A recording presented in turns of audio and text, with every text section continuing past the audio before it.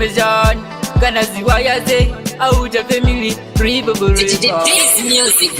man kuri rino ndakagunguka ndoda kudzanya Satani azambonibata saka ndokumbira kuna Mwari Baba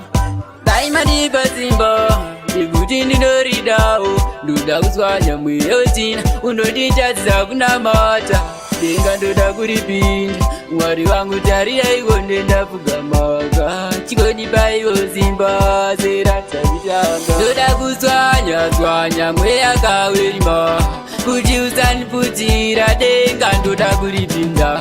ndoda simba zeratabita simba rekuraya Goliath simba rekuraya mweya wezina simba rekuraya Satani ndoda simba zeratabita simba rekuraya Goliath simba rekuraya mweya tarira rikuchichaidza mufaro anoda kupamba vasendo ini ndoda kumuparadza Satibata ndoda kufamba ndekuyera handidi kufamba mukuyedza ndoda kufamba muchiedza ndoda kufamba ndekutenda zvisinde neuduku hwangu kana ukuru hwangu kani ndoda iro zimba iro zimba iro zimba iro zimba saka Mwari daimariba ndoda simba zeratabita simba rekuraya Goliath simba rekuraya mweya wezina simba rekuraya Satani ndoda simba zeratabita simba rekuraya Goliath simba rekuraya mweya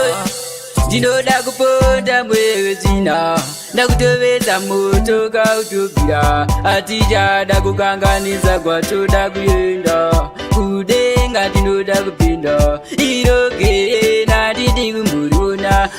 upenyu hwangu ndoda kubara Satani ndotombunda ndinoda upenyu singakumbekani